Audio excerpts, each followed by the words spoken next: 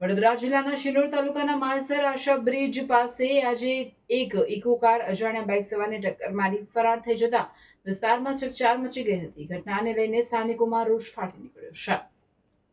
માલસર બ્રિજનો રસ્તો હાલ પહોળો કરવાની કામગીરી ચાલી રહી છે, પરંતુ કોન્ટ્રાક્ટરની ઘોર બેદરકારીના કારણે લોકો મુશ્કેલીમાં મુકાયા છે।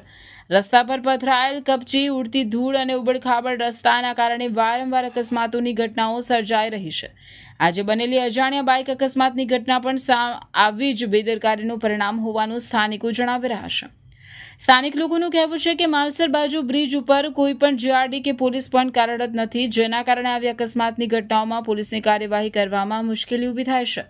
સામે વરાછા બાજુ સતત જીઆરડી પોઈન્ટ મૂકવામાં આવે છે, ત્યારે માલસર શિનોર બાજુ પણ કાયમી પોલીસ પોઈન્ટ શરૂ કરવામાં આવે તેવી લોક માંગ ઉઠી રહી છે।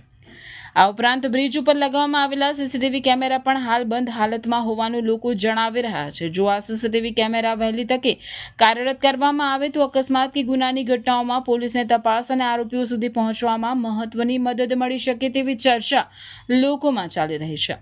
સ્થાનિકોના જણાવ્યા મુજબ રસ્તા ઉપર નિયમિત પાણીનો છંટકાવ કરવામાં આવતો નથી, જેના કારણે ભારે ધૂળ ઉડી રહી છે અને વાહન ચાલકોની આંખોમાં ધૂળ જતા અકસ્માતનો ભય વધી રહ્યો છે। સાથે જ રોડ ઉપર યોગ્ય રીતે રોલર પણ ફેરવવામાં આવતો નથી, જેના કારણે કપચી બેસતી નથી અને વાહન ચાલકોને ભારે હાલાકીનો સામનો કરવો પડી રહ્યો છે।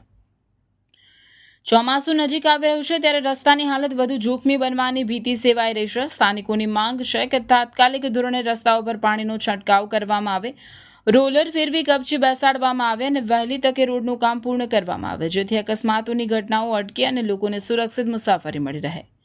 રિપોર્ટર સંજય ખત્રી, શિનોર સમાચાર ન્યૂઝ, શિનોર।